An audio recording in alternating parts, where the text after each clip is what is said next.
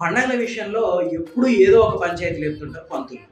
ఈసారి సద్దుల బతుకమ్మ విషయంలో కూడా అట్లాంటి పంచాయతీ ఒకటి పెట్టారు. ఈ నెల 30వ తారీఖున అంటే మంగళవారం నాడు సద్దుల బతుకమ్మ పండుగ జరుపుకోవాలని చెప్పి వరంగల్ భద్రకాళి గుడి టెంపుల్ ప్రధాన అర్చకుడు చెప్తున్నాడు. అట్లా ఎట్లా 21వ తారీఖు నాడు పెద్రమాస రోజు ఎంగిలిపూల బతుకమ్మ ఆడినాం కాబట్టి కరెక్ట్ 9వ రోజు 29వ తారీఖు నాడు సోమవారం నాడే సద్దుల బతుకమ్మ జరుపుకోవాలని చెప్పి అదే వరంగల్లోని రామప్ప గుడి ప్రధాన అర్చకుడు చెప్తున్నాడు.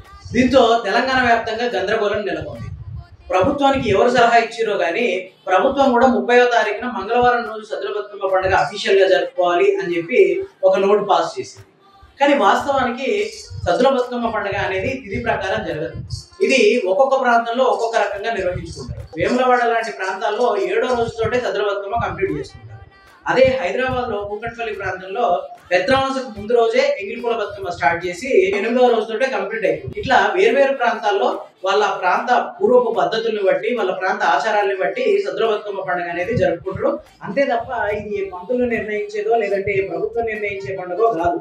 సో మీ ప్రాంత ఆచారాన్ని బట్టి మీ ప్రాంత పద్ధతుల్ని బట్టి మీరు సద్దుల బతుకమ్మ పండుగ నిర్వహించుకోండి. దీంట్లో ఎట్లాంటి శశిమిషలకి అవకాశమే లేదు.